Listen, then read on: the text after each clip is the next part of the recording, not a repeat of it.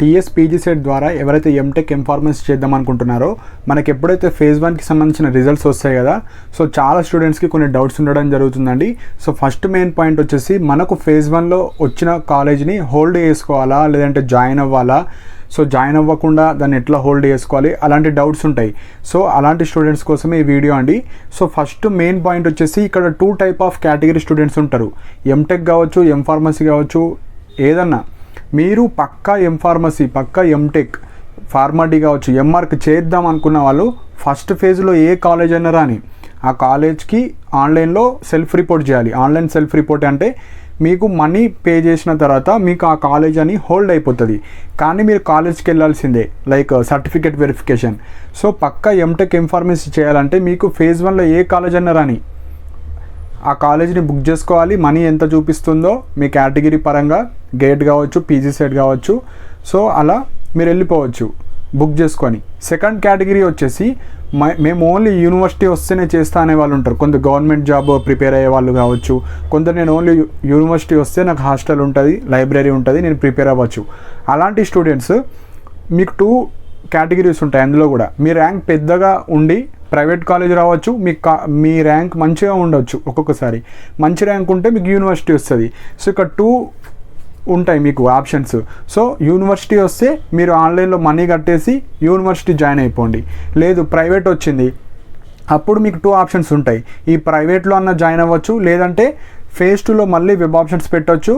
మళ్ళీ యూనివర్సిటీ వస్తే university shift అవ్వచ్చు, లేదు అంటే అదే కాలేజ్ ఉంటుంది. సో మీరు ఏమనుకున్నారు, నేను ఓన్లీ యూనివర్సిటీ వస్తేనే లైక్ వెళ్తా అనుకున్న వాళ్ళు మీకు ఇక్కడ ఫుల్ ఫీజు రీఫండ్ ఉంటుంది, 50% రీఫండ్ ఉంటుంది. సో ఎప్పుడైనా కూడా గుర్తుపెట్టుకోండి, ఫేజ్ 1 లోపు మీరు సీట్ క్యాన్సిల్ చేసుకుంటే 100% రీఫండ్ వస్తుంది. అదే మీరు ఫేజ్ 1 తర్వాత అప్లై చేసుకుంటే రీఫండ్ 50% వస్తుంది. సో ఇవి మీరు గుర్తుపెట్టుకోండి. సో మీరు పక్కా ఉస్మానియా, జేఎన్టీయూ కావచ్చు, ఎక్కడైతే యూనివర్సిటీ ప్రొవైడ్ చేస్తుందో ఎంటెక్ ఎంఫార్మసీ అక్కడ చేద్దాం అనుకున్న వాళ్ళు 2 ఆప్షన్స్ ఉంటాయి. ఒకటి ఫస్ట్ ఫేజ్లో యూనివర్సిటీ వస్తే జాయిన్ అయిపోండి. ఫస్ట్ ఫేజ్లో ప్రైవేట్ వస్తే మీరు జాయిన్ అవ్వచ్చు, అవ్వకపోవచ్చు, మీ ఇష్టం. ఎందుకంటే ఓన్లీ యూనివర్సిటీ అనుకుంటున్నారు కాబట్టి ఫేజ్ 2లో మళ్ళీ వెబ్ ఆప్షన్స్ పెట్టండి. సపోజ్ మీకు యూనివర్సిటీ వస్తే జాయిన్ అవ్వండి, లేదంటే జాయిన్ అవ్వకపోవచ్చు. సో అది మీ ఇష్టం, మీరు జాయిన్ అవ్వండి, అవ్వకపోండి. మీరు ఓన్లీ యూనివర్సిటీ కేటగిరీ స్టూడెంట్స్. మిగతా వాళ్ళు ఎంటెక్ ఎంఫార్మసీ మీరు పక్కా ఫేజ్ 1లో వచ్చిన కాలేజ్ జాయిన్ అవ్వాలి. ఎందుకు చెప్తాను, ఫేజ్ 1లో అన్ని టాప్ కాలేజెస్ అన్నీ ఆల్మోస్ట్ ర్యాంకింగ్ ప్రకారంగా మీ క్యాస్ట్ పరంగా అన్నీ ఫిల్ అవుతాయి. సో ఎప్పుడన్నా గుర్తుపెట్టుకోండి, ఫేజ్ 1లో కన్నా దానికన్నా మంచి కాలేజ్ మాత్రమే ఫేజ్ 2లో వస్తాయి. దాని కింద కాలేజెస్ ఎప్పుడన్నా పెట్టద్దు. సపోజ్ ఇప్పుడు ఒక క్యాండిడేట్ ఉన్నాడు, ఒక 5 కాలేజెస్ పెట్టాడు, 10 కాలేజెస్ పెట్టాడు. First JNTU, Osmania, CBIT example చెప్తున్నా, మిగతా వాళ్ళు కూడా మీ యొక్క ఎంఫార్మసీ కావచ్చు, ఎంటెక్ కావచ్చు చూసుకోండి. సో ఇలా కొన్ని టాప్ యూనివర్సిటీస్ పెట్టిండు, టాప్ 10 కాలేజెస్ పెట్టిండు. సో ఫస్ట్ ఫేజ్లో కొందరికి యూనివర్సిటీ కాలేజ్ రావచ్చు, కొందరికి టాప్ 5 రావచ్చు, టాప్ 10 రావచ్చు. సో ఇక్కడ మీరు అర్థం చేసుకోవాలి ఏంటంటే, మీరు వెంటనే ఫీ అనేది పే చేయకండి. మీకు చాలామందికి లైక్ ఆ కాలేజ్ ఎట్లుంటుంది, కాలేజ్లో లైక్ అటెండెన్స్ ఏ విధంగా ఉంటుంది, రోజు కాలేజ్కి వెళ్ళాలా అని ఆ డీటెయిల్స్ మీకు తెలవాలంటే ఇప్పుడు మీరు తెలుసుకోవచ్చు. ఎప్పుడు మీకు ఫేజ్ 1 ఈరోజు రిజల్ట్స్ వస్తాయి, ఈరోజు కావచ్చు, రేపు కావచ్చు, ఎప్పుడన్నా రాని, కానీ వెంటనే మీరు అమౌంట్ పే చేయకండి. ఫస్ట్ ఈరోజు వచ్చింది, మనకు 19th లోపు ఎప్పుడన్నా మనీ పే చేసుకోవచ్చు. అండ్ మనకు as per schedule 12th to 19th money pay చేసుకోవాలి, కాలేజీకి కూడా రిపోర్ట్ కావాలి. అంటే మీరు మరీ 19th రోజు పే చేయకండి. సో 15th కావచ్చు, 13th, 14thలో పే చేసుకొని మీరు కాలేజ్కి వెళ్ళాలి. So reporting 19th last, payment కూడా 19th, కానీ అదే రోజు పేమెంట్ చేసి అదే రోజు వెళ్ళకండి. మీరు తొందరగా పేమెంట్ చేసుకొని తొందరగా కాలేజ్కి విజిట్ చేయండి. సో ఎవరికైతే ఒక కాలేజ్ వచ్చింది, ప్రైవేట్ కావచ్చు, గవర్నమెంట్ కావచ్చు, ఏదన్నా మీకు ఆ కాలేజ్ గురించి డీటెయిల్స్ తెలుసుకోవాలంటే ఫాస్ట్గా పేమెంట్ చేయండి, లేదంటే పేమెంట్ చేయకుండా కూడా మీరు కాలేజ్కి వెళ్ళొచ్చు. సపోజ్ మీకు ఒక ప్రైవేట్ కాలేజ్ వచ్చింది, నాకు అటెండెన్స్ కావచ్చు, నేను ఏదో ప్రైవేట్ జాబ్ చేస్తున్నా, లేదంటే ఎక్కడో వర్క్ చేస్తున్నా, నాకు వీలు కాదు అన్నప్పుడు మీరు కాలేజ్కి వెళ్ళండి. వెళ్ళి తెలుసుకోండి, అక్కడున్న స్టూడెంట్స్కి అడగాలి. ఎప్పుడైనా సార్స్ కావచ్చు వాళ్ళకి అడగద్దు, వాళ్ళు రెగ్యులర్గా రావాలంటారు. అక్కడ ఎవరైతే మీ ఫస్ట్ ఇయర్ స్టూడెంట్స్ కావచ్చు, సెకండ్ ఇయర్ స్టూడెంట్స్, అక్కడికి వెళ్ళి మీరు ఎంక్వైరీ చేయండి. లైక్ కాలేజీలో జాయిన్ అవ్వచ్చు, అటెండెన్స్ ఎట్లుంటుంది, రోజు కాలేజ్కి వెళ్ళాలా, లైక్ ఇంకొక మెయిన్ పాయింట్ ప్లేస్మెంట్స్ ఎట్లుంటాయి. సో మీరు అక్కడ వెళ్ళే వాళ్ళు ఎలాంటి డౌట్స్ అడగాలంటే ఫస్ట్ ప్లేస్మెంట్స్ గురించి అడగండి. కొందరు ప్లేస్మెంట్స్ కోసం వెళ్తారు, ఎంటెక్ కావచ్చు, ఎంఫార్మసీ. నెక్స్ట్ అటెండెన్స్ ఎట్లుంటుంది. నెక్స్ట్ ఇంపార్టెంట్ పాయింట్ ప్రాజెక్ట్ అండి. సో ఇప్పుడు ఓయూ జేఎన్టీలో అయితే పక్కా ప్రాజెక్ట్ చేయాలి. ప్రాజెక్ట్ చేస్తేనే మీకు ఎంటెక్ సర్టిఫికేట్ కావచ్చు, ఎంఫార్మసీ సర్టిఫికేట్ వస్తుంది. కొన్ని ప్రైవేట్ కాలేజెస్లో ఎట్లా అంటే ఏం చేయకపోయినా లాస్ట్కి ఏదో ఒకటి ఇచ్చినా వాళ్ళు ప్రాజెక్ట్ యాక్సెప్ట్ చేస్తారు. సో అవి ప్రాజెక్ట్ డీటెయిల్స్ మీరు కనుక్కోవచ్చు స్టూడెంట్స్తోని. నెక్స్ట్ బ్రాంచ్ డీటెయిల్స్, బ్రాంచ్ ఎట్లుంటుంది, హెచ్ఓడి ఎట్లుంటారు, రోజు వెళ్ళాలా కాలేజ్కి, లేదంటే నార్మల్గా వాళ్ళు పిలిచినప్పుడు వెళ్ళాలా. సో యూనివర్సిటీలో అయితే రోజు వెళ్ళాల్సిందే. ప్రైవేట్ కాలేజ్ గురించి చెప్తున్నా, కొన్ని ప్రైవేట్ చాలా లూజ్ ఉంటాయండి. సో అవి.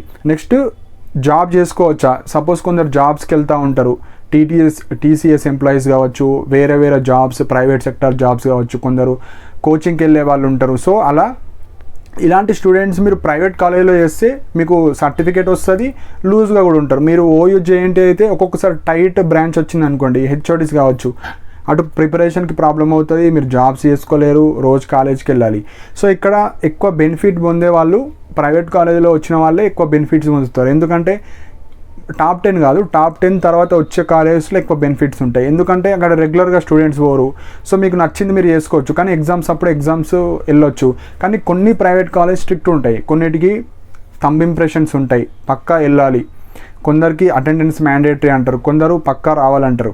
సో ఇవన్నీ తెలియాలంటే ఇక్కడ మనకు 80+100 కాలేజెస్ ఉంటాయి, ఎంఫార్మసీ కావచ్చు, ఎంటెక్ కావచ్చు. సో పర్టికులర్ ఈ కాలేజీలో లూజ్ ఉంటుంది, పర్టికులర్ ఈ కాలేజీలో స్ట్రిక్ట్ ఉంటుంది అని చెప్పలేం.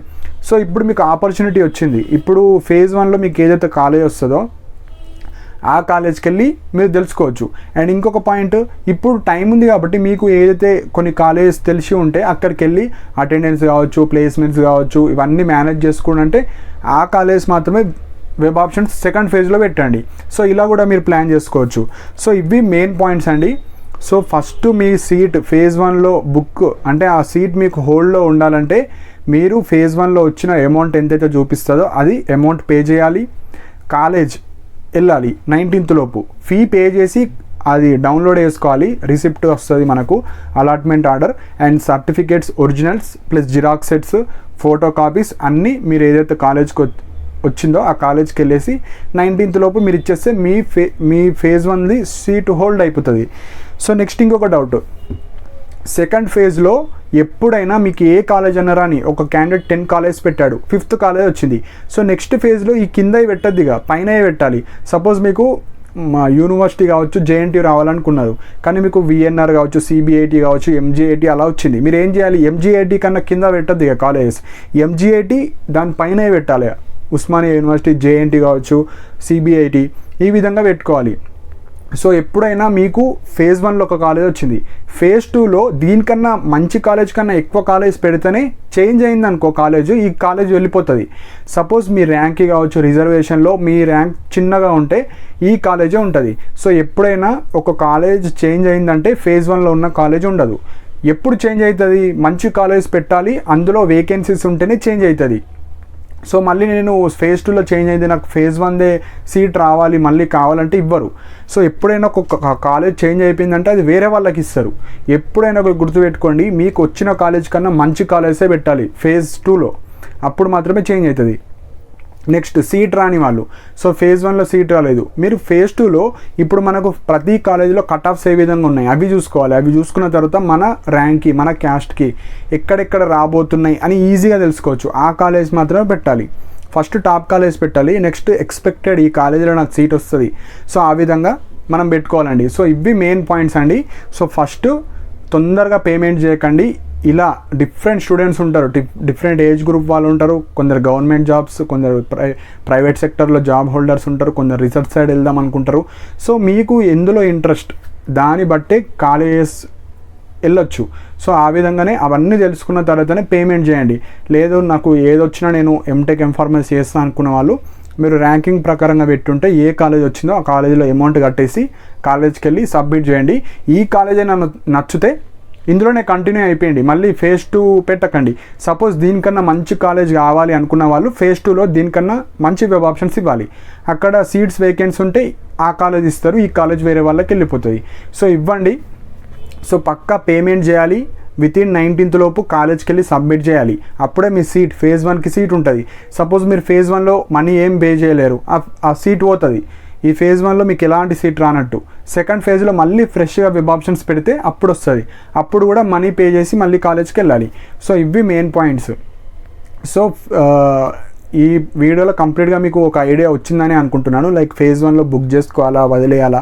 సో ఇక్కడ ఇండివిజువల్ స్టూడెంట్స్ డెసిషన్స్ డిఫరెంట్ ఉంటాయి కాబట్టి మీకు పర్సనల్గా ఎలాంటి అంటే జాబ్ ఓరియంటెడా లేదంటే ఎంటెక్ ఎంఫార్మసీ పక్కా చేద్దాం అనుకున్న వాళ్ళు మీరు ప్రాపర్ డెసిషన్ తీసుకోండి. సో ఇంకా ఏమైనా డౌట్స్ ఉంటే కింద కమెంట్ సెక్షన్లో మెన్షన్ చేయండి. సో అప్కమింగ్ వీడియోలో ఓన్లీ సర్టిఫికేట్స్ గురించి చెప్తాను. సో ఇంకా ఏమైనా డౌట్స్ కావచ్చు, ఇంకా ఫాస్ట్ అప్డేట్స్ వచ్చేసి టెలిగ్రామ్ ఛానల్లో ఇవ్వడం జరుగుతుంది. సో టెలిగ్రామ్ ఛానల్కి సంబంధించిన లింక్ కూడా కింద కమెంట్ సెక్షన్లో ప్రొవైడ్ చేశాను. సో ఇంట్రెస్ట్ ఉన్న వాళ్ళు జాయిన్ అవ్వండి. And thank you for watching my video.